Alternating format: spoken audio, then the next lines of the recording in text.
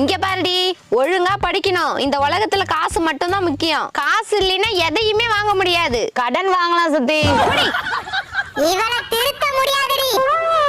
ஏமா, நானும் சித்தி வெளியூர் போறோம். தூங்கி விடாத.